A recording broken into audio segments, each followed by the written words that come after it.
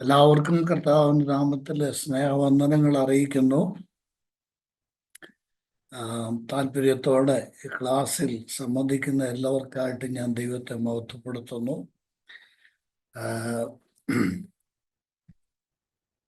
വളരെ സന്തോഷകരമായ ഒരു അനുഭവമാണ് ദൈവവചനം പഠിക്കുക എന്നുള്ളത്.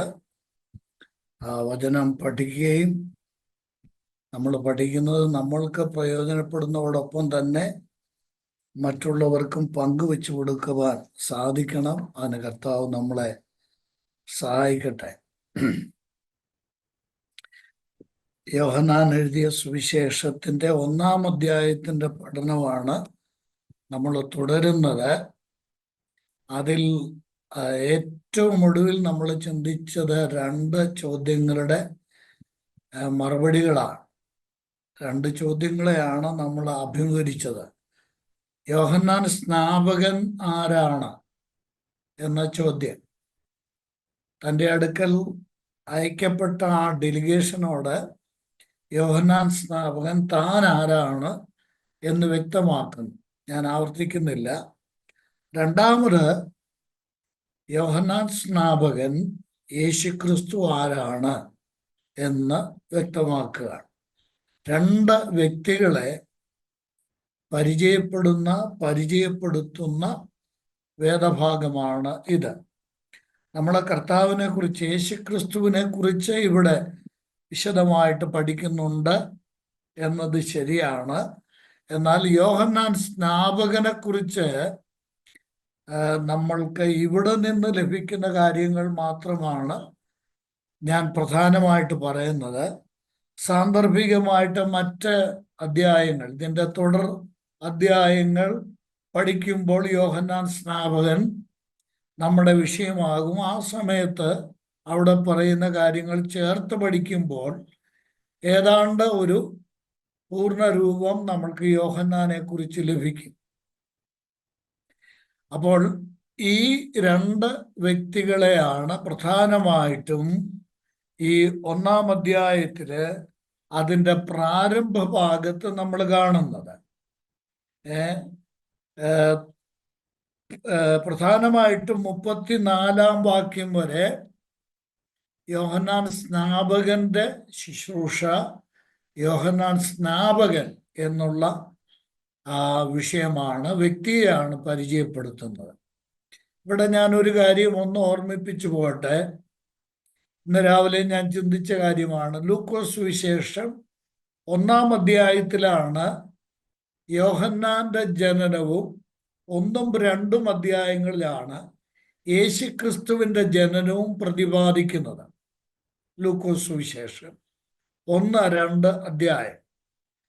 അതിൽ 1-ാം അധ്യായത്തിൽ നമ്മൾ പരിശോധിച്ചാൽ 1-ഉം 2-ഉം അധ്യായങ്ങൾ ചേർത്ത് പഠിക്കുമ്പോൾ 2 സ്ത്രീകളെ നമ്മൾ പരിചയപ്പെടുന്നു.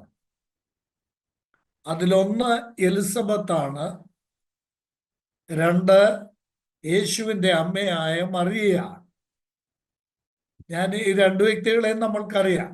യോഹന്നാന്റെ അമ്മയാണ് എലിസബത്ത്, യേശുവിൻ്റെ അമ്മയാണ് മറിയ. ഈ യോഹന്നാന്റെയും, ശ്രദ്ധിക്കണേ, യോഹന്നാന്റെയും യേശുവിൻ്റെയും ജനനം അത്ഭുത ജനനമാണ്. 2 ജനനങ്ങളും മിറാക്കുലസ് ബർത്താണ്, അത്യത്ഭുതകരമായ ജനനമാണ്. യോഹന്നാന്റെ ജനനത്തിൽ നമ്മൾ മനസ്സിലാക്കേണ്ട ഒരു കാര്യം, ആ ജനന വിവരം ദൂതൻ പറയുമ്പോൾ സഖരിയാവ് അവിശ്വസിച്ചു. തൽഫലമായി യോഹന്നാൻ ജനിക്കുന്നിടം വരെ അദ്ദേഹം മൗനിയായി, സംസാരിക്കാൻ കഴിവില്ലാത്തവനായി തീർന്നു, ഊമനായിപ്പോയി, സംസാരിക്കാൻ കഴിഞ്ഞില്ല. പിന്നെ വല്ല ആളുകളുമായിട്ട് കമ്മ്യൂണിക്കേറ്റ് ചെയ്യണമെങ്കിൽ പിന്നെ എഴുതി കൊടുക്കുക.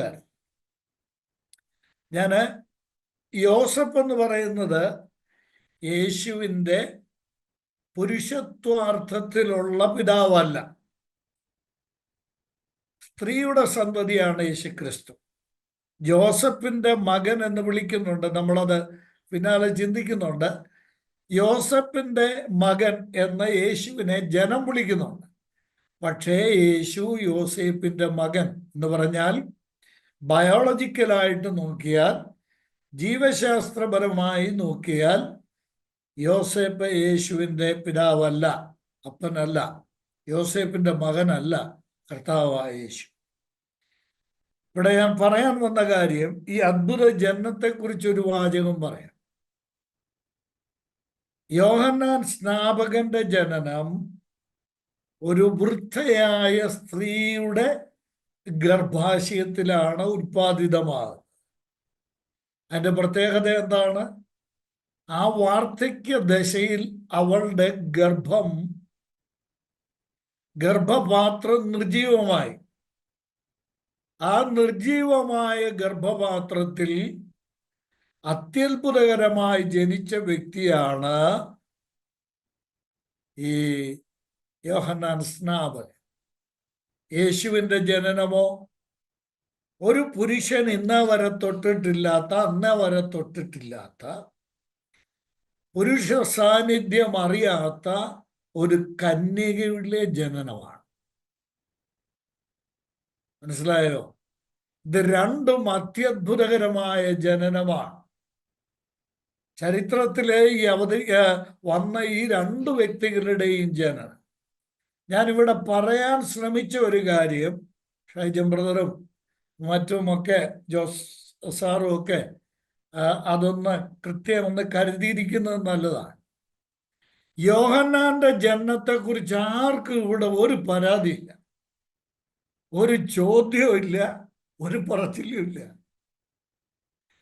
എങ്ങനെ ഒരു വൃദ്ധ ഗർഭിണിയായി എന്നുള്ള ചോദ്യം ആർക്കും പ്രശ്നമില്ല. എന്നാ പ്രശ്നം എവിടെയെന്നറിയാവോ? കന്യക ഗർഭം ധരിച്ചതാണ് പ്രശ്നം. ചോദ്യം ചെയ്യപ്പെടുകയാണെങ്കിൽ ഇത് രണ്ടും ചോദ്യം ചെയ്യപ്പെടണം. മനസ്സിലായില്ലേ? രണ്ടും ചോദ്യം ചെയ്യപ്പെടേണ്ടതാണ്. എന്നാൽ ഒന്നിനെ അവഗണിക്കുന്നു. ആരുടെ? യോഹന്നാൻ സ്നാപകൻ ജനിച്ചത് കുഴപ്പമൊന്നുമില്ല, അത് ഞങ്ങൾ സഹിച്ചു. ആ അത്ഭുത ജനനം ഞങ്ങൾ സഹിച്ചു. യേശുവിൻ്റെ അത്ഭുത ജനനമാണ്. നോക്കണം, ഈ ലോകത്തിൻ്റെ ഒരു പ്രത്യേകത. എവിടെ കിട്ടിയാലും യേശുവിനെ വിമർശിക്കാൻ ശ്രമിക്കുന്ന ഒരു ലോകത്തെയാണ് നമ്മൾക്ക് കാണാൻ സാധിക്കുന്നത്. ഞാൻ വ്യക്തമായി ഓർമ്മിപ്പിക്കട്ടെ, തിരുവചനമായ ദൈവവചനമായ തിരുവെഴുത്തായ ബൈബിളിൽ പറയുന്ന ഈ രണ്ട് അത്ഭുത ജനനങ്ങളും പ്രത്യക്ഷരം സംഭവിച്ചതാണ്. അപ്പോൾ നമ്മൾ ഈ രണ്ട് വ്യക്തികളുടെയും ജനനത്തെക്കുറിച്ചും ഒന്ന് പരിശോധിച്ചു പോയി എന്ന് മാത്രമേ ഉള്ളൂ. രണ്ടാമത്, യോഹന്നാൻ സ്നാപകൻ യേശുക്രിസ്തുവിനെ പരിചയപ്പെടുത്തുകയാണ് ഇവിടെ. ഇന്നത്തെ ക്ലാസ്സിൽ ഞാൻ യോഹന്നാൻ സ്നാപകൻ യേശുക്രിസ്തുവിനെ പരിചയപ്പെടുത്തുന്ന ആ ഭാഗം ഒന്ന് നമ്മൾ ചിന്തിച്ചു പോകാനായിട്ട് ആഗ്രഹിക്കുകയാണ്. 1-ാം അധ്യായത്തിന്റെ 26-ാം വാക്യത്തിൽ കർത്താവായ യേശുവിനെ പരിചയപ്പെടുത്തുവാൻ ആരംഭിക്കുമ്പോൾ തന്നെ ആദ്യം യോഹന്നാൻ പറയുന്നത്, നിങ്ങൾ അറിയാത്ത ഒരുവൻ നിങ്ങളുടെ നടുവിൽ നിൽക്കും. അത് അവരെ കുറ്റപ്പെടുത്തി പറയുന്നതല്ല, തന്നോട് ചേർത്ത് വെച്ച് പറയുന്നു, ഞാനും അവനെ അറിഞ്ഞില്ല. അല്ലേ? കഴിഞ്ഞ ആഴ്ച നമ്മളത് ഒന്ന് വായിച്ചു പോയതാ. ഞാനും അവനെ അറിഞ്ഞില്ല. യോഹന്നാൻ യേശുക്രിസ്തുവിന് സാക്ഷ്യം പറയാനായിട്ട് വന്നു, വെളിച്ചത്തിന് സാക്ഷ്യം പറയാൻ വന്നു.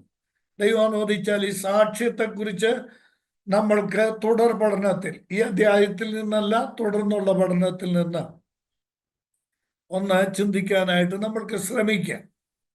ഇവിടെ യോഹന്നാൻ പ്രധാനമായിട്ടും 4 കാര്യങ്ങൾ തൻ്റെ ശുശ്രൂഷയോട് ബന്ധപ്പെട്ട് ചെയ്യുന്നുണ്ട്. ഒന്ന്, യോഹന്നാൻ കർത്താവിനാൽ അയക്കപ്പെട്ടു, ദൈവം അവനെ അയച്ചു. നമ്മൾ 1-ാം അധ്യായത്തിന്റെ 6-ാം വാക്യത്തിൽ കണ്ടല്ലോ, ദൈവം അയച്ചു, യോഹന്നാനെ ദൈവം അയച്ചു. രണ്ട്, യോഹന്നാനെ അയച്ചപ്പോൾ താൻ ചെയ്ത രണ്ടാമത്തെ കാര്യം ജനത്തെ പഠിപ്പിച്ചു, ഉപദേശിച്ചു, പഠിപ്പിച്ചു.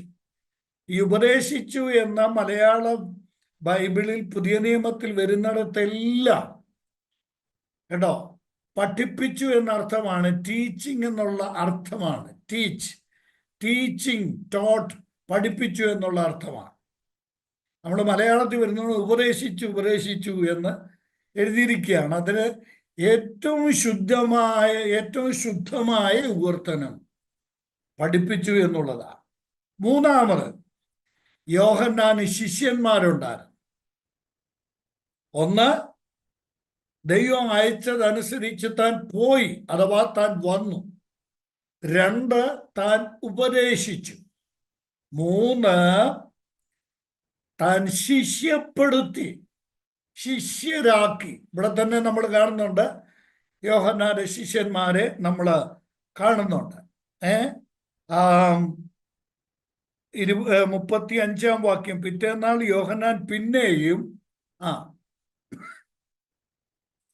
തൻ്റെ ശിഷ്യന്മാരുമായി, യോഹന്നാന് ശിഷ്യന്മാരുണ്ടായിരുന്നു. അത് നമ്മൾക്ക് ഇതൊരു പഠനമാണ്, അത് നമുക്ക് ചിന്തിക്കാം.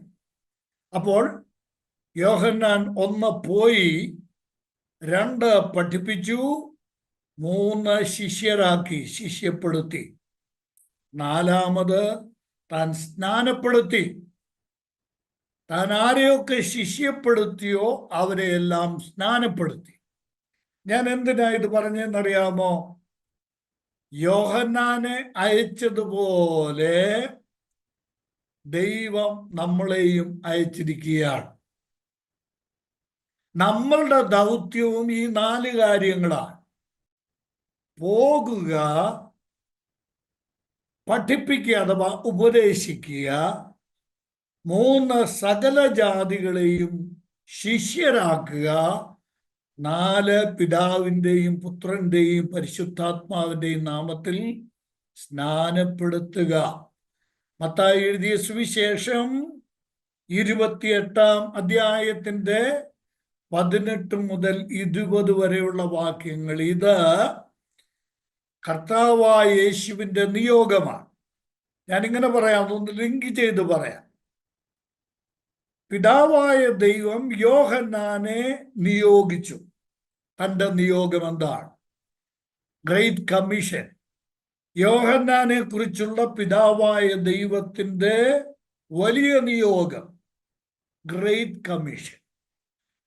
ഈ യോഹന്നാന്റെ സുവിശേഷം 20-ാം അധ്യായത്തിലേക്ക് വന്നിട്ട് അവിടെ കർത്താവായ യേശു പുനരുത്ഥാനം ചെയ്ത് കഴിഞ്ഞിട്ട് തൻ്റെ ശിഷ്യന്മാർക്ക്, അപ്പസ്തലന്മാർക്ക് 11 പേർക്ക് പ്രത്യക്ഷപ്പെടുന്ന ആ സമയത്ത് കർത്താവ് അവരോട് പറയുന്ന ഒരു പ്രത്യേക നിയോഗം അവിടെ നമ്മൾ കാണുന്നുണ്ട്. 20-ാം അധ്യായത്തിൻ്റെ 21-ാം വാക്യം. 20-ാം അധ്യായത്തിൻ്റെ 21-ാം വാക്യം എന്താ? യേശു പിന്നെയും അവരോട്, നിങ്ങൾക്ക് സമാധാനം.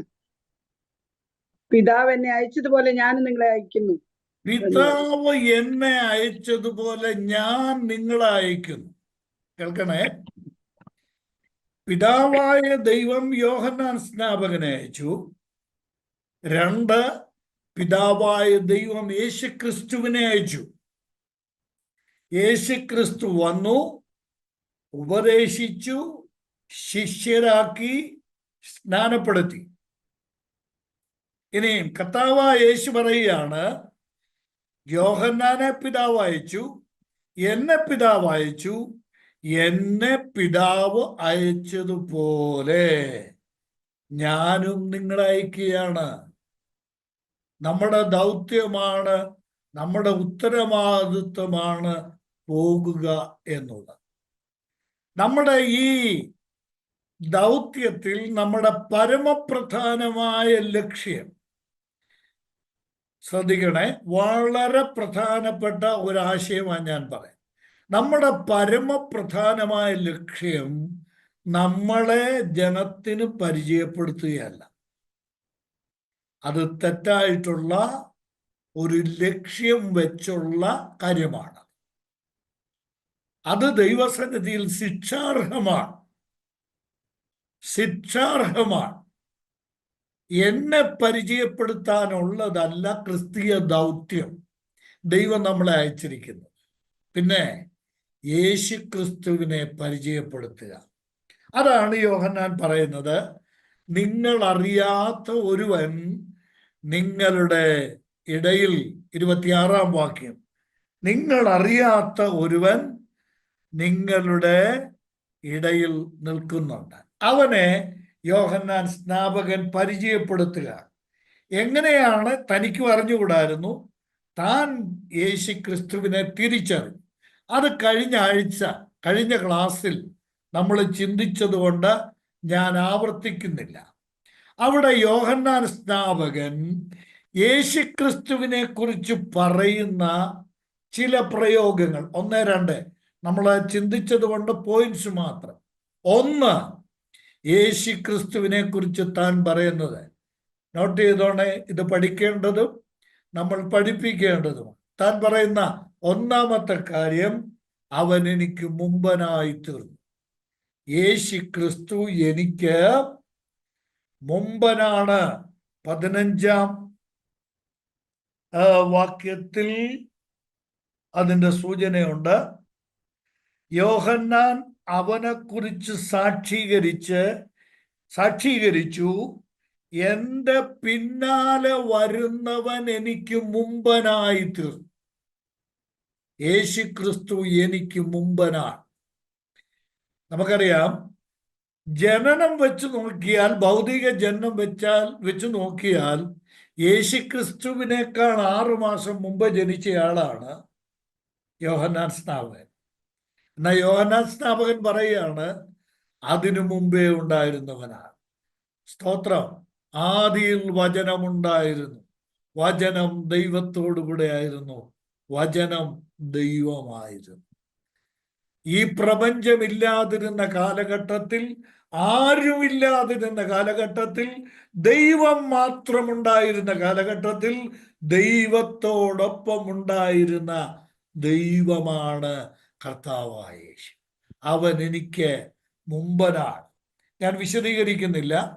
രണ്ടാമതായിട്ട് താൻ പറയുന്നത്, യേശു ക്രിസ്തുവിനെ കുറിച്ച് താൻ പറഞ്ഞത്, അവൻ എനിക്ക് പിന്നാലെ വരുന്നവനാണ്. ഇതിനൊരു പ്രാവചനിക തലമുണ്ട്. അത് ഞാൻ പറയാം, നിങ്ങൾ അത് ഹോംവർക്കായിട്ട് ചെയ്താൽ മതി. മലാഖി പ്രവചനം 3-ാം അധ്യായത്തിൻ്റെ പ്രാരംഭ വാക്യങ്ങളിൽ അതുണ്ട്.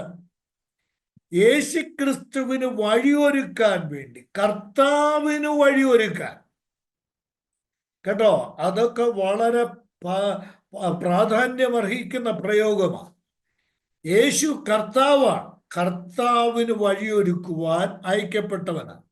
താൻ പറയുന്ന രണ്ടാമത്തെ കാര്യം, അവൻ എനിക്ക് പിന്നാലെ വന്നവനാണ്.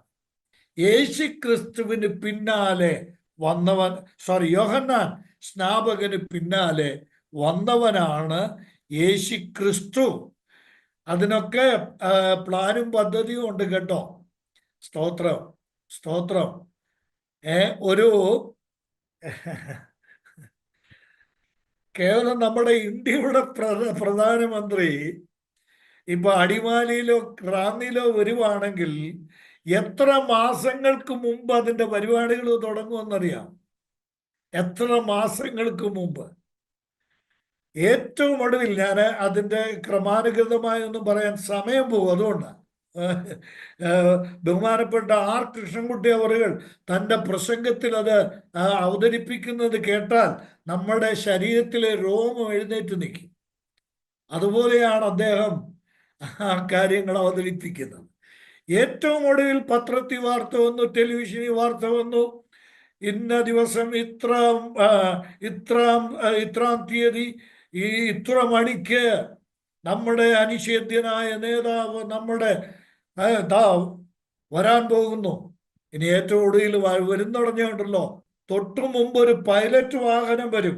എന്നിട്ട് പറയും, ദാ ഈ വാഹനത്തിന് തൊട്ടു പിന്നാലെ തുറന്ന വാഹനത്തിൽ നമ്മുടെ സമാരാധ്യനായ നേതാവ് ഈ മണ്ടരികളെ കോരിത്തരിപ്പിച്ചുകൊണ്ട് ഇതാ ഈ രാജവീതിയിലൂടെ വരുന്നു എന്ന്. ദൈവത്തിന് സ്തോത്രം.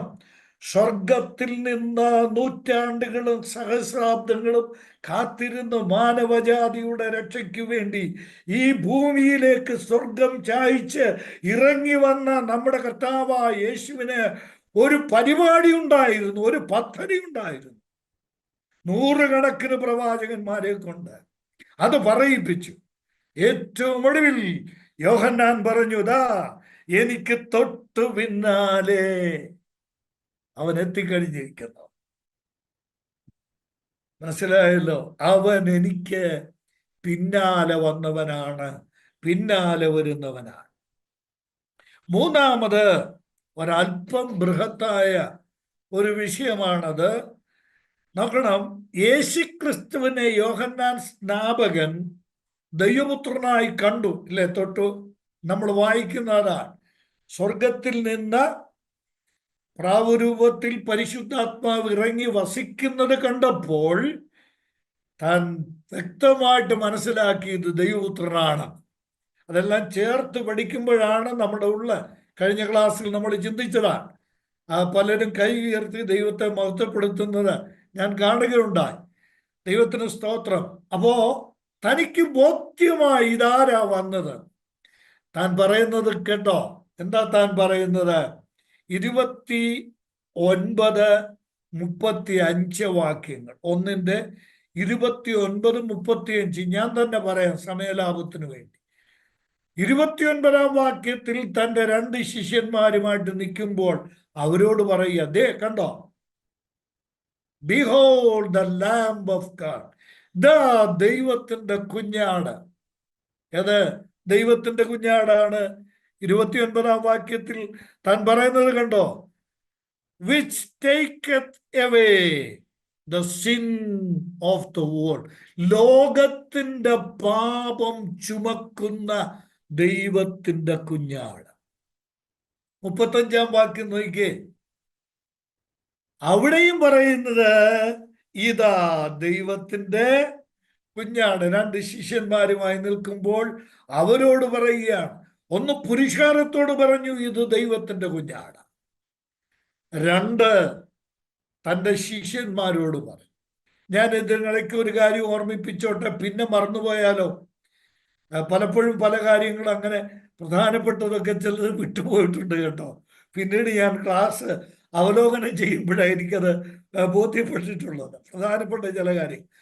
ഞാൻ പിന്നെ അതങ്ങ് സമാധാനിക്കും. കാര്യം ദൈവം അത്രേ ഉദ്ദേശിച്ചുള്ളൂ. അത് ഞാൻ പറഞ്ഞു, ഇത് പറയാൻ ദൈവം ഉദ്ദേശിച്ചതല്ല എന്ന് ഞാനങ്ങ് സമാധാനിക്കും.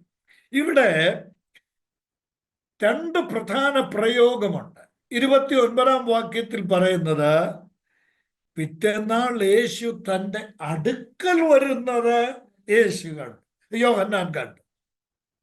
യേശു തൻ്റെ അടുക്കൽ വരുന്നത് യോഹന്നാൻ കണ്ടു. 35-ാം വാക്യത്തിൽ ഒരു വ്യത്യാസമുണ്ട്. എന്താ? 36-ാം വാക്യത്തിൽ കടന്നു പോകുന്ന യേശുവിനെ നോക്കി. സഹോദരി സഹോദരന്മാരെ, ഇവിടെ ഒരു വലിയ സത്യം പറയാൻ വേണ്ടിയാ ഞാൻ ഇത് ഒന്നുകൂടെ ആവർത്തിച്ചത്. എന്താണെന്നറിയാമോ? ഒന്ന്, ഈ ദൈവ കുഞ്ഞാട് നമ്മുടെ അടുക്കൽ വരുന്നവനാണ്. 2, ഈ ദൈവ കുഞ്ഞാട് നമ്മളെ കടന്നു പോകുന്നവനാണ്. കേട്ടോ? ഇതൊരു വലിയ വിഷയമാണ്. എൻ്റെ പരിമിതമായ ചെറിയ ഈ ബുദ്ധിയൊക്കെ ഉപയോഗിച്ച് ഞാൻ ഈ ഭാഗം ചിന്തിച്ചപ്പോൾ അത്യത്ഭുതകരമായ സത്യമാണ് ഈ കടന്നുപോക്ക്, കുഞ്ഞാടിന്റെ കടന്നുപോക്ക്. കേട്ടോ? അടുക്കൽ വരും, പിന്നെ കടന്നുപോകും. ഞാൻ എളിമയോടെ പറയട്ടെ, യേശു അടുക്കൽ വരുമ്പോൾ 2 കൈയും നീട്ടി സ്വീകരിച്ചോണം. കടന്നുപോയാൽ പിന്നെ അത് ആ നഷ്ടപ്പെടുന്ന അവസരമുണ്ടല്ലോ പിന്നൊരിക്കലും കിട്ടി എന്ന് വരികയില്ല.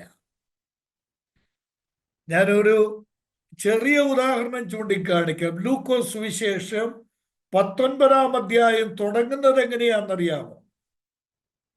അവൻ എരിഹോവിലെത്തി കടന്നു പോകുമ്പോൾ സക്കായി എന്നു പേരുള്ള ഒരു മനുഷ്യൻ യേശുവിനെ കാണുവാൻ വേണ്ടി, യേശു എങ്ങനെയുള്ളവനെന്ന് കാണുവാൻ ശ്രമിച്ചു. നമ്മൾ വായിക്കുമ്പോൾ എല്ലാം ശരിക്കും വായിക്കണം.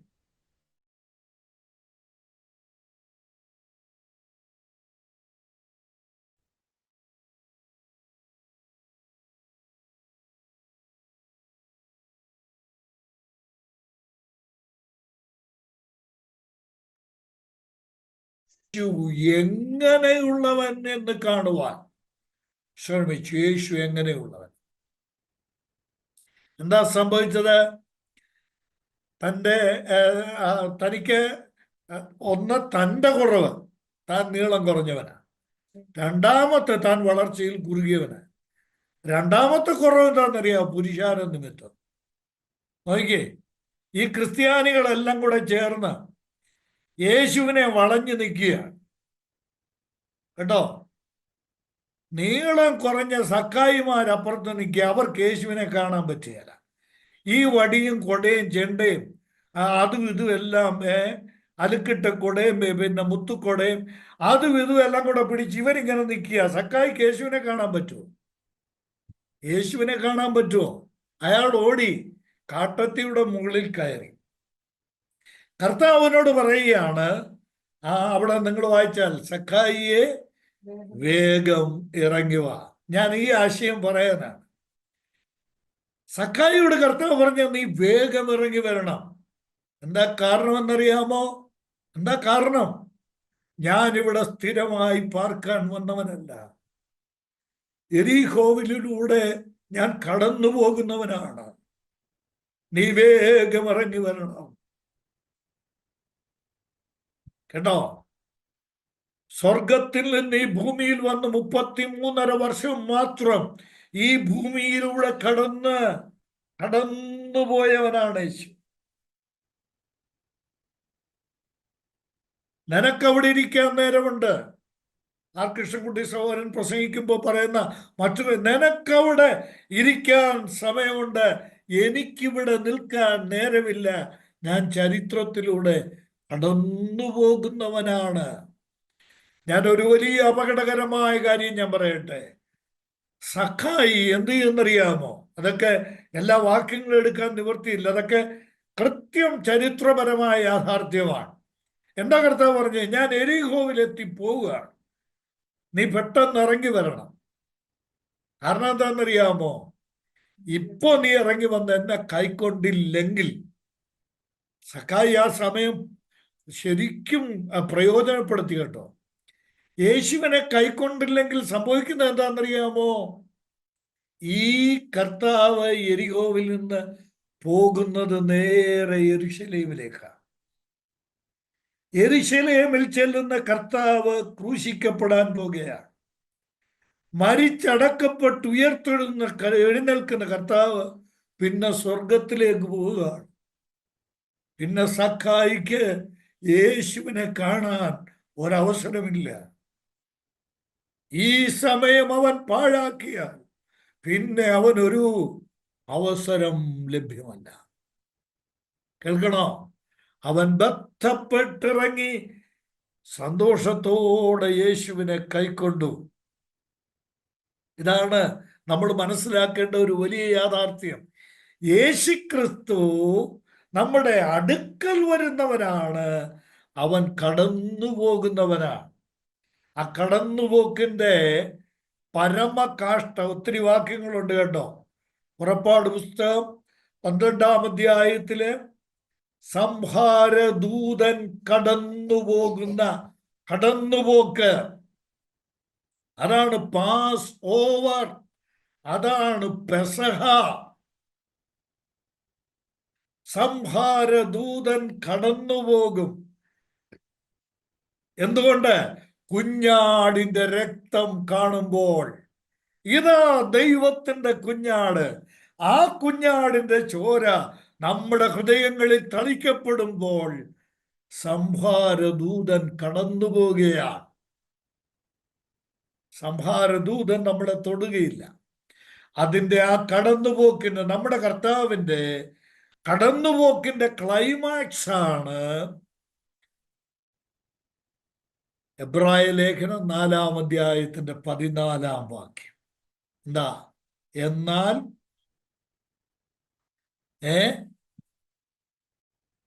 ആകാശത്തിലൂടെ കടന്നുപോയ ദൈവപുത്രനായ യേശു എന്ന മഹാപുരോഹിതൻ ആകാശങ്ങളിലൂടെ കടന്നുപോയി. ഇനി ഞാൻ പറയട്ടെ, നമ്മുടെ അടുക്കൽ വന്നിട്ട് കടന്നുപോയ യേശു ആകാശങ്ങളിലൂടെ കടന്നുപോയ യേശു ആകാശങ്ങളെ വാഹനമാക്കി, മേഘങ്ങളെ വാഹനമാക്കി ഇനി മടങ്ങി വരും തന്റെ ജനത്തെ ചേർക്കുവാൻ വേണ്ടി. കർത്താവിന് സ്തോത്രം. അപ്പോൾ ഈ കുഞ്ഞാട് നമ്മുടെ അടുക്കൽ വരുന്നവനാണ്, രണ്ട് നമ്മളെ കടന്നു പോകുന്നവനാണ്. ഇത് രണ്ടും നമ്മൾ മനസ്സിലാക്കിയിരിക്കണം. ഈ ദൈവ കുഞ്ഞാടിനെ കുറിച്ച് ഇവിടെ നോക്കണം. യേശുക്രിസ്തുവിനെ യോഹന്നാൻ സ്നാപകൻ പരിചയപ്പെടുത്തുന്നത് ഇതാ ദൈവത്തിന്റെ കുഞ്ഞാട് എന്നാണ്.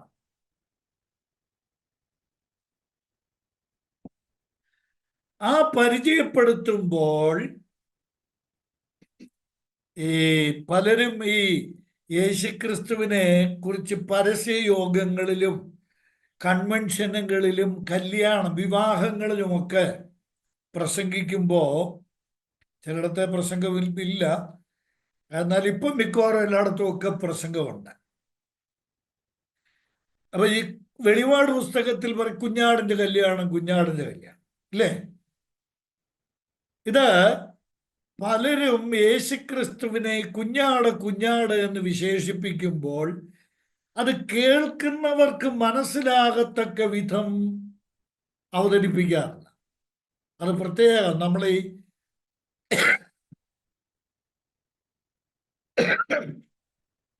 പൊതു രംഗത്തൊക്കെ സംസാരിക്കുമ്പോൾ വളരെ ശ്രദ്ധിക്കണം. നമ്മളെ കേൾക്കുന്ന എല്ലാവർക്കും ബൈബിൾ അറിയത്തില്ല. ഹിന്ദുക്കൾ കാണും, മുസ്ലിംസ് കാണും, മറ്റിതര സമുദായത്തിൽപ്പെട്ടവർ കാണും. അവർക്ക് നമ്മൾ പറയുന്ന ഈ ബൈബിളിലെ വാക്കുകളുണ്ടല്ലോ, ടെർമിനോളജി, ആ വാക്കുകൾ, ബൈബിൾ ടേംസ് അവർക്ക് മനസ്സിലായെന്ന് വരികയില്ല. ഈ ഒരു സ്ഥലത്ത് ഈ ബ്രഹൻകാട് ഒരു കല്യാണം നടക്കുക, കൊച്ചിയില് നടക്കുന്ന ഒരു കല്യാണം. അതില് പ്രസംഗിക്കുന്ന ആളുടെ പേരും എനിക്കറിയാം, പറയത്തില്ല. പ്രസംഗിക്കുന്ന ആള് കുഞ്ഞാടിന്റെ കല്യാണം എന്ന് പറഞ്ഞുകൊണ്ടിരുന്നു. അവിടെ ഒത്തിരി, ഒരു ബിസിനസ്സുകാരൻ്റെ മകന്റെ കല്യാണമാണ്. ഒരുപാട് ബിസിനസ്സുകാർ വന്നിട്ടുണ്ടായിരുന്നു. അവര് പട്ടര്, നമ്പൂതിരി വിഭാഗത്തിൽപ്പെട്ടവര്, മറ്റ് ഹൈന്ദവര്, മുസ്ലിംസ്, ഒത്തിരി പേരുണ്ട്, വലിയ ബിസിനസ്സുകാര്. അപ്പൊ തൊട്ടടുത്ത് നമ്മുടെ ഒരു സുവിശേഷൻ ഇരിപ്പുണ്ട്, സഹോദരൻ ഇരിപ്പുണ്ട്. അദ്ദേഹം കേൾക്കുകയാണ്. ഈ ബിസിനസ്സുകാര് അവിടെ പുറകിരുന്നുകൊണ്ട് പറയാണ്, ശേടേ ഇദ്ദേഹം കുഞ്ഞാടിന്റെ, നമ്മള് റെഞ്ചിയുടെ കല്യാണത്തിനല്ലേ വന്ന്, ഇവിടെ പറയുന്ന കുഞ്ഞാടിന്റെ കല്യാണം കേട്ടോ. ഇത് ആളുകൾക്ക് മനസ്സിലാകത്തില്ല. 4 കാലും 1 വാലും 2 ചെവിയും 2 കൊമ്പും ഒക്കെ ഉള്ള ആടിനെ അവർക്കറിയത്തുള്ളൂ. അതുകൊണ്ട് ഈ കുഞ്ഞാടിനെ കുറിച്ച് പറയുമ്പോൾ ഞാൻ ഒരു പ്രത്യേക കാര്യം ഓർമ്മിപ്പിച്ചതാ. കാര്യം വചനം ശുശ്രൂഷിക്കുന്നവരാണല്ലോ എന്നെ കേൾക്കുന്ന പലരും, അതുകൊണ്ട് അവർക്ക് വേണ്ടി പറയുക. നമ്മളൊരു പൊതു സദസ്സിൽ ഇതുപോലുള്ള കാര്യങ്ങൾ പറയുമ്പോൾ ഈ കുഞ്ഞാടെന്നുള്ളത് കൊണ്ട് ഉദ്ദേശിക്കുന്നത് എന്താണ് എന്ന് ആ സദസ്സിന് മനസ്സിലാകത്തക്ക വിധം യേശുക്രിസ്തുവിനെ കുറിച്ചാണ് ഈ പറയുന്നത്, അതിൻ്റെ കാരണം എന്താണ് എന്ന് അവിടെ ബോധ്യപ്പെടുത്താനുള്ള ആവശ്യമുണ്ട്. മനസ്സിലായോ? അപ്പൊ ഇവിടെ യോഹന്നാൻ സ്നാപകൻ ഇതാ ദൈവത്തിന്റെ കുഞ്ഞാട് എന്ന് പറയുമ്പോൾ തൻ്റെ കൂടെ നിൽക്കുന്നവർക്കും തന്നെ കേൾക്കുന്ന ആ പുരുഷാരത്തിനും യഹൂദ പശ്ചാത്തലമുള്ളവരാ, ഇസ്രായേൽ ജനമാണ്. അവർക്കൊരു സംശയവുമില്ല. പ്രത്യേകിച്ച് ഇതിൽ ക്രിസ്തുവിനെ കുറിച്ചാണ് പറയുന്നതെന്ന് പരിചയപ്പെടുത്തേണ്ട ആവശ്യമില്ല. കാരണം എന്താണെന്നറിയാമോ? അവർക്കറിയാം ഒരു ദൈവ കുഞ്ഞാട് വരും എന്ന്. ഞാൻ പെട്ടെന്നൊരു സൂചന മാത്രം നൽകി പോകാം. ഉൽപ്പത്തി പുസ്തകം 22-ാം അധ്യായത്തില് നമ്മള് മനസ്സിലാക്കുന്നുണ്ടല്ലോ. ഉൽപ്പത്തി പുസ്തകം 22-ാം അധ്യായത്തിന്റെ 8-ാം വാക്യത്തിൽ അബ്രഹാം പറയുന്നുണ്ട്, എന്താ?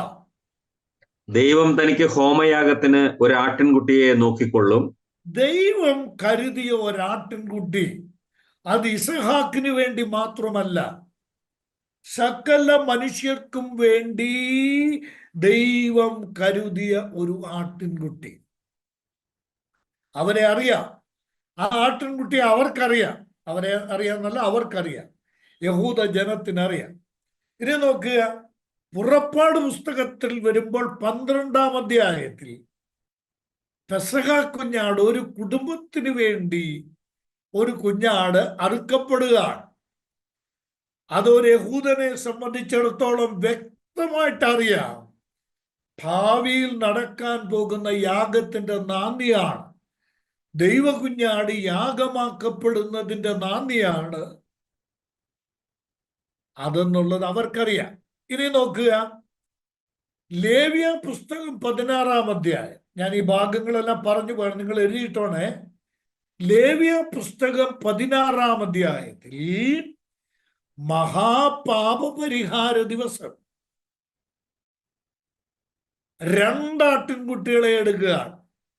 ഒന്നിന്റെ മേൽ പാപം ചുമത്തി മരുഭൂമിയിലേക്ക് അയക്കും, മറ്റതിന്റെ മേൽ പാപം ചുമത്തി അറുക്കുന്നു. ഒന്ന് പാപം ചുമന്നുകൊണ്ട് പോകുന്നു, മറ്റേത് പാപം ചുമന്ന് അറുക്കപ്പെടുന്നു. ഇതെന്തിനെ വെളിപ്പെടുത്തുകയാണ്? കർത്താവായ യേശുക്രിസ്തു മാനവവർഗത്തിന് വേണ്ടി ഭൂമിയിൽ വന്ന് പാപം ചുമന്നുകൊണ്ട് 3 വർഷത്തോളം പാപം ചുമന്നുകൊണ്ട് പോകുകയും ഒടുവിൽ ആ പാപം ചുമന്നുകൊണ്ട് ക്രൂശിൽ അറുക്കപ്പെടുകയും ചെയ്യും. കേട്ടോ? ഇതിന്റെ മുൻ ചിത്രമാണ് ലേവ്യ പുസ്തകം 16-ാം അധ്യായത്തിൽ മഹാപാപ പരിഹാര ദിവസം നടക്കുന്നത്.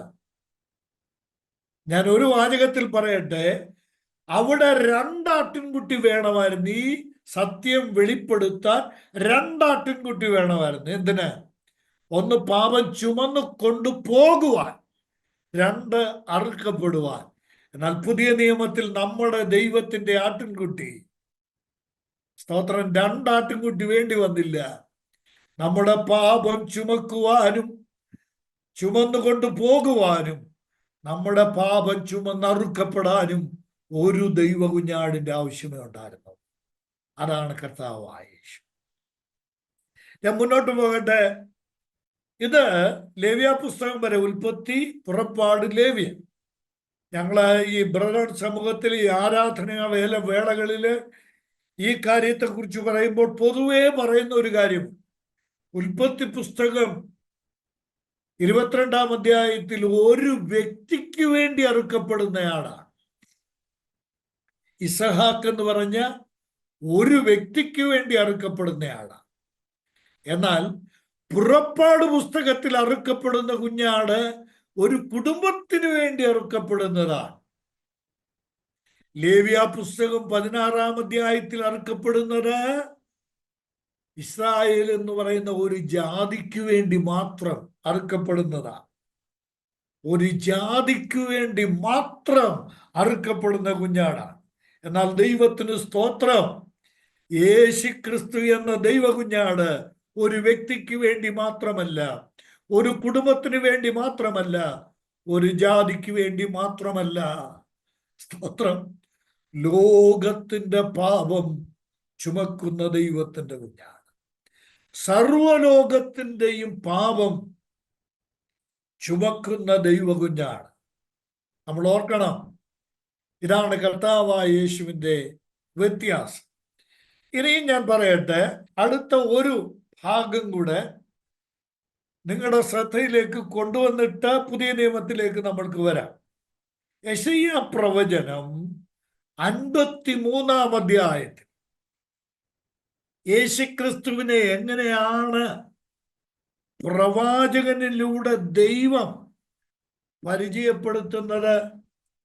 യെശയ്യാ പ്രവചനം 53-ാം അധ്യായത്തിൽ. ഇത് പുതിയ നിയമത്തിൽ നമ്മൾ ആവർത്തിച്ച് കാണുന്നുണ്ട്. യെരൂശലേമിലെ പെന്തക്കോസ്ത് ഉത്സവം കഴിഞ്ഞിട്ട് മടങ്ങിപ്പോകുന്ന ഷണ്ണൻ ഈ ഭാഗം വായിക്കുന്നുണ്ട്. നോക്കണം, നമ്മുടെ യെശയ്യാ പ്രവചനം 51 53 പോവുകയാണ്. എന്നാൽ ഈ ഭാഗം നിങ്ങൾ ഒന്ന് നോട്ട് ചെയ്തോളൂ. അപ്പോസ്തലന്മാരുടെ പ്രവൃത്തി 8-ാം അധ്യായത്തിന്റെ 33 മുതലുള്ള വാക്യങ്ങൾ. അവിടെ ഷണ്ണൻ ഈ യാത്രയിൽ ഉറക്ക വായിക്കുന്ന ഭാഗം ഏതാണെന്നറിയാമോ? യെശയ്യാ പ്രവചനം 53-ാം അധ്യായത്തിലെ ഭാഗമാണ്. എന്താ? നാം എല്ലാവരും ആടുകളെ പോലെ തെറ്റിപ്പോയിരുന്നു. 7-ാം വാക്യം നോക്കാം. 53-ാം അധ്യായത്തിന്റെ 7-ാം വാക്യം എന്താ?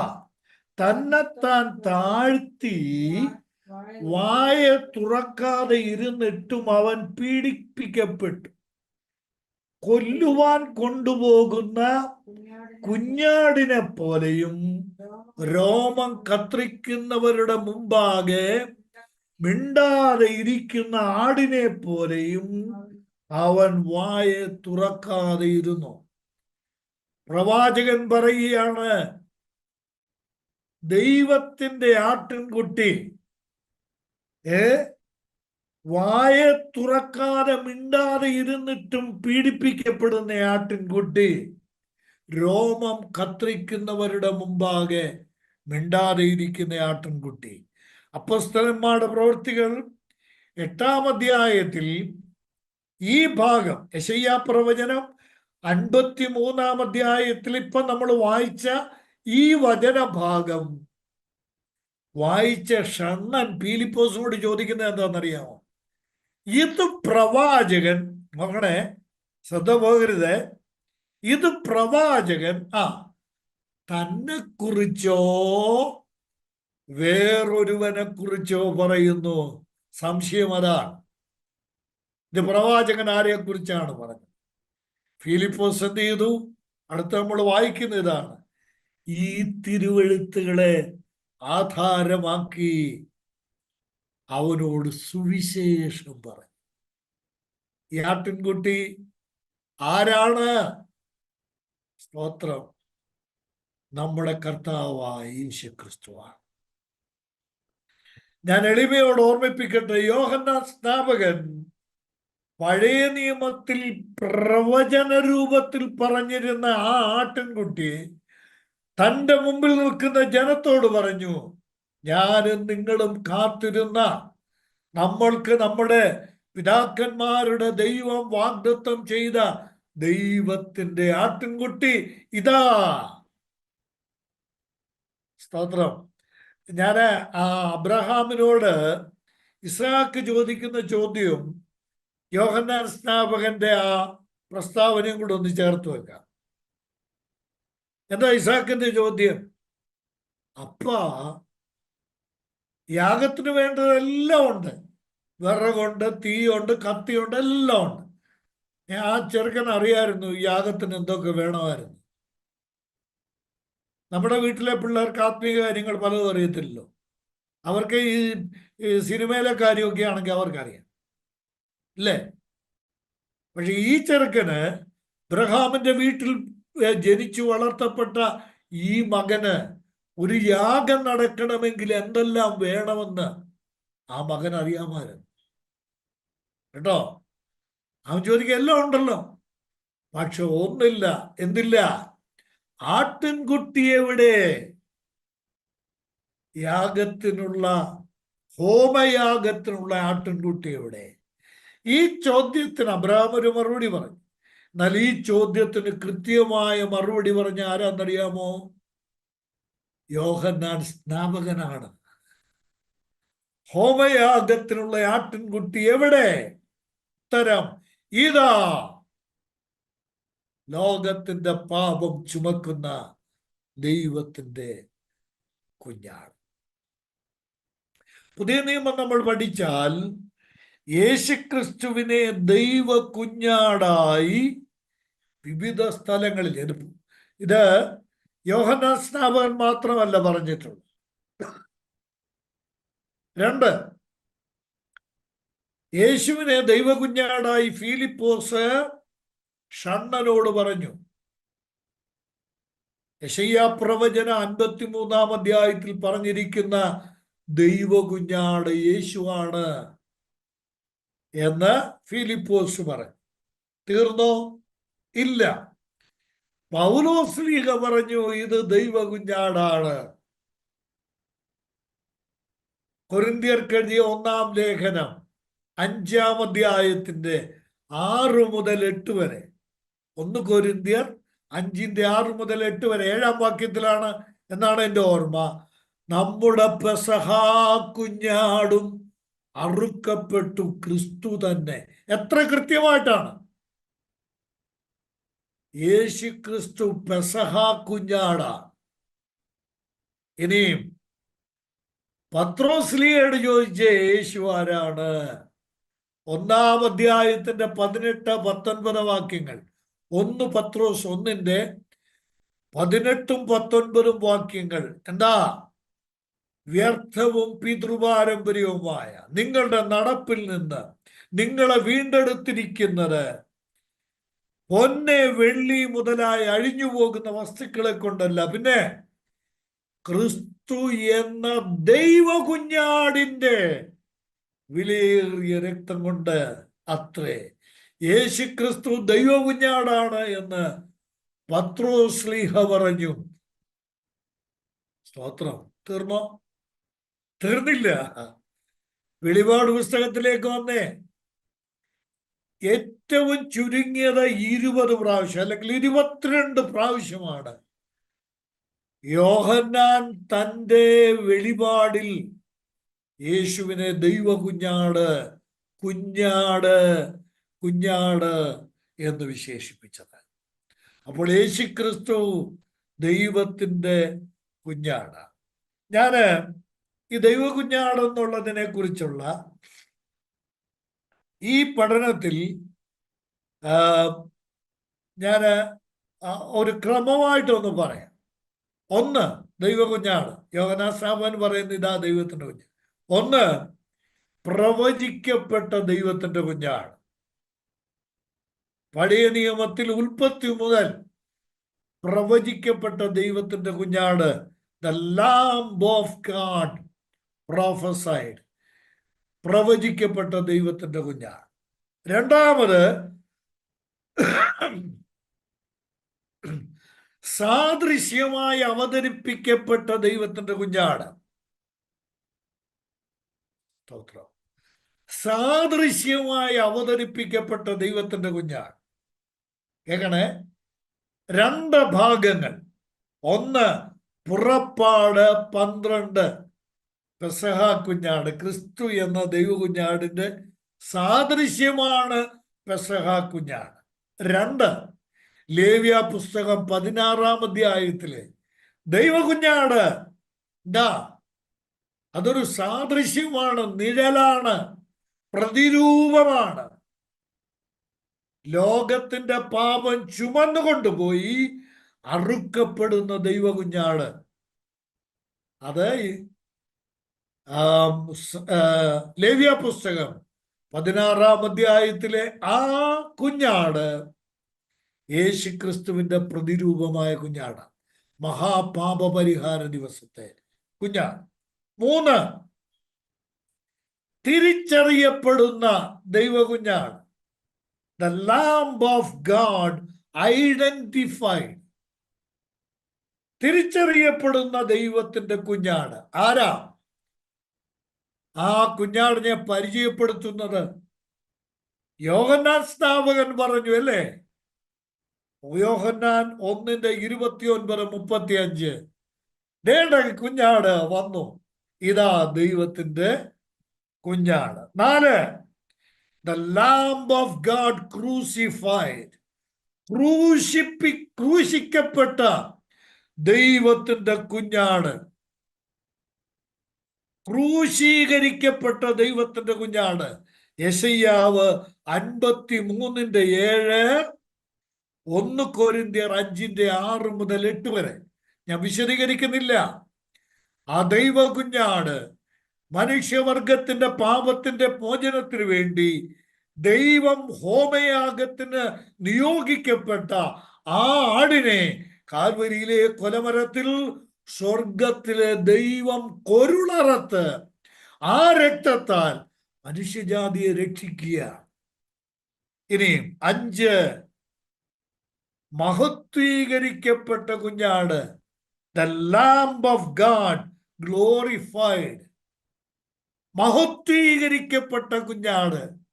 വാക്യം എഴുതിക്കോ, വായിച്ച് പിന്നെ ഈ ക്ലാസ് കഴിഞ്ഞ് സമയമെടുക്കുന്നെങ്കിൽ അന്നേരം ഇരുന്നങ്ങ് സ്തോത്രം പറഞ്ഞ് ഹല്ലേലൂയ പറഞ്ഞ് അങ്ങ് ആരാധിച്ചോണം. മഹത്വീകരിക്കപ്പെട്ട കുഞ്ഞാട് എവിടാന്നറിയാമോ? വെളിപാട് പുസ്തകം 5-ാം അധ്യായത്തിന്റെ 6-ാം വാക്യം, 6 മുതലുള്ള വാക്യങ്ങൾ. ആ രംഗം ഏതാ? വെളിപാട് പുസ്തകം 5-ാം അധ്യായം. എവിടാ രംഗം? ഭൂമിയിലാണോ? 4-ാം അധ്യായത്തിന്റെ 1-ാം വാക്യം, സ്വർഗം തുറന്നു, യോഹന്നാൻ സ്വർഗത്തിലേക്ക് എടുക്കപ്പെട്ടു. സ്വർഗത്തിൽ വെച്ചുള്ള ആരാധനയാണ് ഈ 4-ഉം 5-ഉം അധ്യായത്തിലെ ആരാധന. സഭ സ്വർഗത്തിൽ ചെന്ന് ദൈവത്തെ ആരാധിക്കുന്ന ആരാധനയാണ്. അവിടെ എന്താ കാണുന്നത്? കുഞ്ഞാടേ നീ അറുക്കപ്പെട്ടു. നീ അറുക്കപ്പെട്ടു എന്ന് മാത്രമല്ല, കുഞ്ഞാടേ നീ യോഗ്യൻ. സ്തോത്രവും സ്തുതിയും മഹത്വവും ബലവും ബഹുമാനവും ധനവും സ്വീകരിപ്പാൻ നീ യോഗ്യൻ. മഹത്വീകരിക്കപ്പെട്ട കുഞ്ഞാട്. ഇനിയും the lamb of God magnified. തേജസ്കരിക്കപ്പെട്ട കുഞ്ഞാട്. വെളിപാട് പുസ്തകം 5-ാം അധ്യായത്തിന്റെ 12-ാം വാക്യം ഞാനിപ്പോൾ പറഞ്ഞ വചനം തന്നെയാണ്. മാഗ്നിഫൈഡ് എന്ന് പറഞ്ഞാൽ തേജസ് കൊണ്ട് മനുഷ്യരുടെ കണ്ണഞ്ചിപ്പിക്കുന്ന വിധത്തിലുള്ള പ്രകടനമാണ് മാഗ്നിഫൈഡ് എന്ന് പറയുന്നത്. ഇനിയും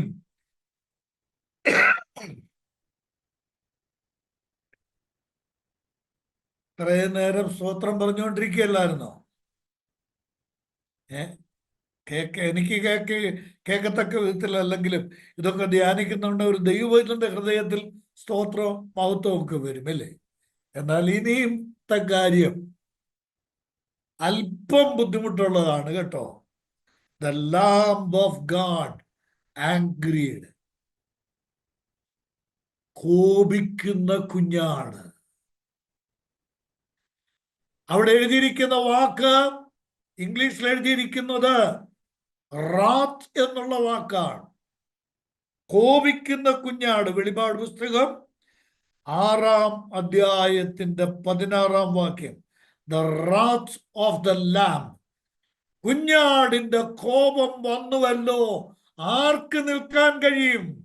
ഈ ഭൂമിയിലെ ധനികന്മാരും സഹസ്രാധിപന്മാരും രാജാക്കന്മാരും മഹത്തുക്കളുമെല്ലാം വിളിച്ചു പറയുകയാണ്, കുഞ്ഞാടിന്റെ കോപം വന്നുവല്ലോ.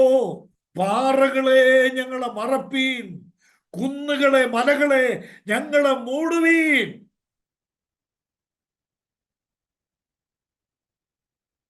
എന്റെ പ്രിയമുള്ളവരെ, ഈ ഭാഗമൊക്കെ ധ്യാനിക്കുകയും പഠിപ്പിക്കുകയും ചെയ്യുന്നുണ്ട്.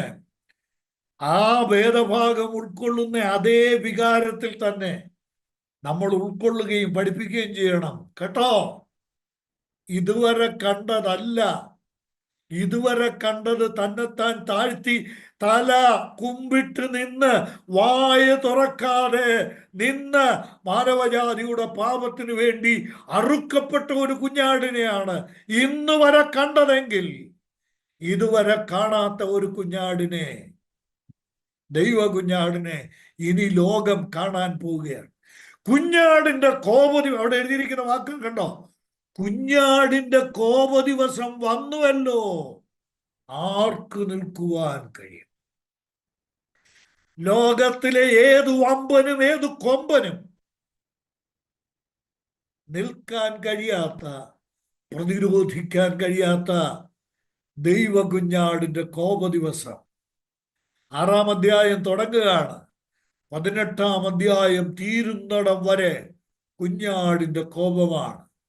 വെളിപാട് 6 മുതൽ 18-ന്റെ അവസാനം വരെ എന്താ?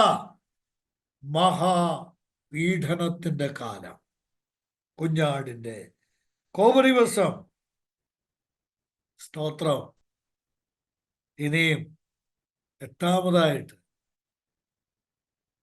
The Lamb of God satisfied. സംതൃപ്തനായ ദൈവകുഞ്ഞാട്. സമയം തീരാറായല്ലോ. സംതൃപ്തനായ ദൈവകുഞ്ഞാട് കണ്ടോ? വെളിപാട് പുസ്തകം 19-ാം അധ്യായത്തിന്റെ 7-ാം വാക്യവും 7-ാം വാക്യം നോക്കി 7-ഉം 8-ഉം എന്താ? സംതൃപ്തനായ കുഞ്ഞാട്.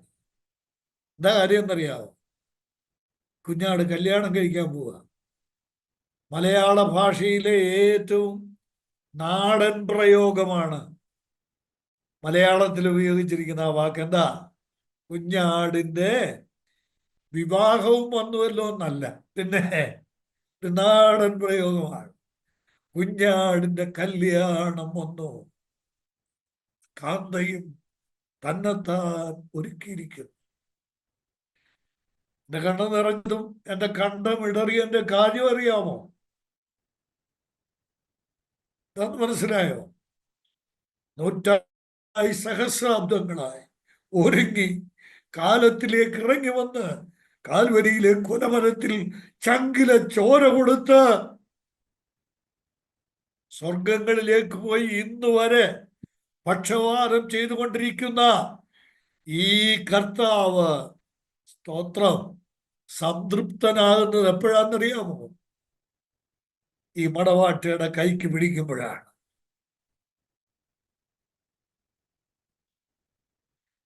എന്റെ ജോലി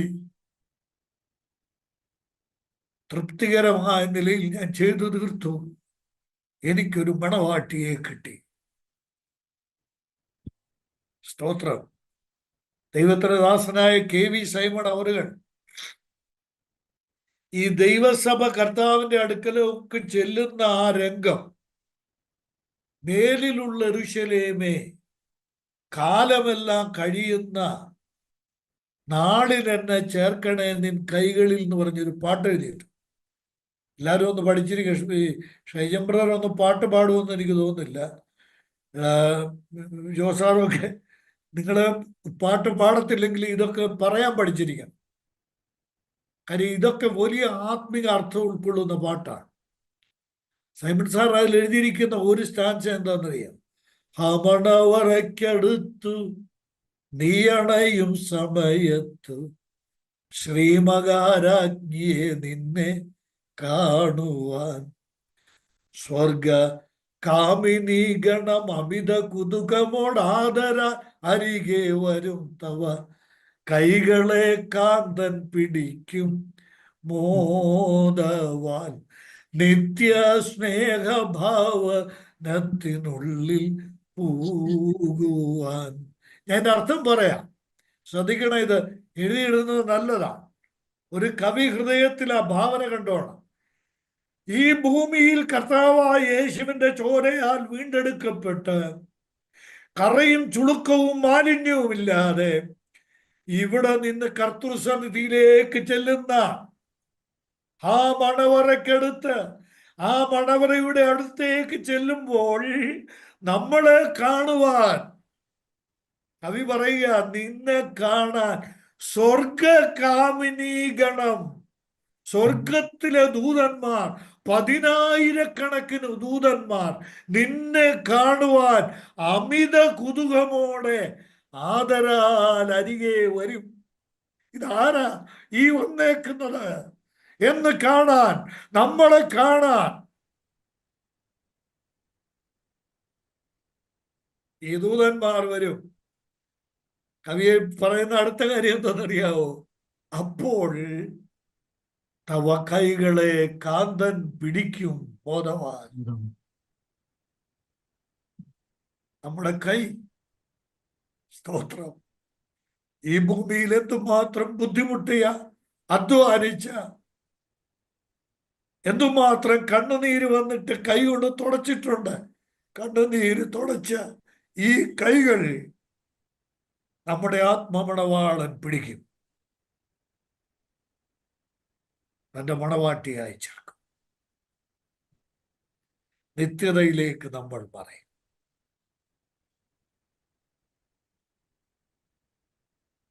സ്തോത്രം. ഞാനൊരു വാചകം കൂടെ പറഞ്ഞ് അവസാനിപ്പിക്കട്ടെ. ഇതെല്ലാം നമ്മൾ ചിന്തിച്ചപ്പോൾ നമ്മുടെ ഹൃദയത്തിൽ സന്തോഷമുണ്ട്. എന്നാൽ ഒരു കാര്യം ഓർത്തോണം, നമുക്കൊരു ഉത്തരവാദിത്വമുണ്ട്. എല്ലാവരും ഈ വാക്യം ഒന്ന് എടുത്തു നോക്കണേ. വെളിപാട് പുസ്തകം 21-ാം അധ്യായത്തിന്റെ 9-ാം വാക്യം. നമുക്കൊരു ഉത്തരവാദിത്വം. യോഹന്നാൻ അപ്പോസ്തലൻ പറഞ്ഞ ഒരു വാചകമാണത്. നോക്കിയേ, വെളിപാട് 21-ാം അധ്യായത്തിന്റെ 9-ാം വാക്യം. അന്ത്യബാധ 7 നിറഞ്ഞ 7 കലശം ഉണ്ടായിരുന്ന 7 ദൂതന്മാരിൽ ഒരുത്തൻ വന്ന് എന്നോട്, വരിക, കുഞ്ഞാടിന്റെ കാന്തയായ മണവാട്ടിയെ കാണിച്ചു തരാം എന്ന് പറഞ്ഞു. ഇത് ഭാവിയിലെ കാര്യമാണ്. ഇന്ന് നമ്മുടെ ഉത്തരവാദിത്വം എന്താണെന്നറിയാം? നമ്മുടെ ആത്മമണവാളനായ യേശുവിനെ ലോകത്തിന് കാണിച്ചു കൊടുക്കുന്നതോടൊപ്പം തന്നെ നമ്മൾക്കൊരു ഉത്തരവാദിത്വമുണ്ട് ഈ തലമുറയിൽ. ആ തലമുറയോട് നമ്മൾ പറയണം, വരിക, കുഞ്ഞാടിന്റെ കാന്തയായ മണവാട്ടിയെ ഞാൻ കാണിച്ചു തരാം. കുഞ്ഞാടിന്റെ കാന്തയായ മണവാട്ടിയെ ഞാൻ കാണിച്ചു തരാം. കുഞ്ഞാട് എന്ന ആത്മമണവാളനെ നമ്മൾ കാണിക്കുന്നതോടൊപ്പം തന്നെ അവന്റെ മണവാട്ടിയെയും ഈ ലോകത്തിന് പരിചയപ്പെടുത്താൻ നമ്മൾക്ക് ബാധ്യതയുണ്ട്.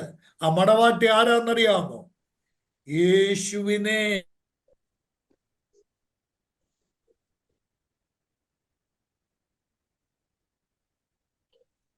രക്ഷിക്കപ്പെട്ട ദൈവജനമാണ്. അത് പെന്തക്കോസുകാര് മാത്രമല്ല, ബ്രദറുകാര് മാത്രമല്ല, ബാപ്റ്റിസ്റ്റുകാര് മാത്രമല്ല. ഇനിയും കത്തോലിക്കര് പറയാറുണ്ട് ഞങ്ങളാ മണവാട്ടി. അല്ല. CPM-കാര് പറയും ഞങ്ങളാ മണവാട്ടി. അല്ല. ആരാണ് മണവാട്ടി? രക്ഷിക്കപ്പെട്ട സകല ദൈവമക്കളും യേശുവിന്റെ മണവാട്ടിയാണ്. അതിന് ഒരേ ഒരു യോഗ്യതയുള്ളൂ, രക്ഷിക്കപ്പെടുക എന്നുള്ളതാണ്. കർത്താവ് രക്ഷിക്കപ്പെടുന്നവരെ ദിനം പ്രതി സഭയോട് ചേർത്തുകൊണ്ടിരുന്നു. അതാണ് കർത്താവായ യേശുവിന്റെ കാന്ത, യേശുവിന്റെ മണവാട്ടി, കുഞ്ഞാടിന്റെ മണവാട്ടി. ദൈവത്തിന് സ്തോത്രം. സമയം ഇന്ന് ഞാൻ പ്രതീക്ഷിച്ചതുപോലെ ഉണ്ടായിരുന്നായിരിക്കാം, പക്ഷേ പറഞ്ഞു വന്നപ്പോ എല്ലാം പറയാൻ സാധിച്ചില്ല. ഇപ്പൊ നമ്മള് 3 കാര്യങ്ങൾ യോഹന്നാൻ സ്നാപകൻ യേശുവിനെ പരിചയപ്പെടുത്തി. ഒന്ന്, അവൻ എനിക്ക് മുമ്പേ ഉള്ളവനാണ്, ഉണ്ടായവനല്ല, ഉണ്ടായിരുന്നവനാണ്. 2, എൻ്റെ പിന്നാലെ വന്നവനാണ്. 3, ദൈവ കുഞ്ഞാണ്. ഇനി അടുത്ത കാര്യങ്ങൾ ഇപ്പൊ തുടങ്ങി വെച്ചാൽ അത് തിരിയില്ലല്ലോ. നമ്മുടെ കർത്താവിനെ നമ്മൾ അറിയുന്നത് പോലെ മറ്റുള്ളവർക്ക് പരിചയപ്പെടുത്തുകയും ചെയ്യാം. കർത്താവ് നമ്മെ സഹായിക്കട്ടെ.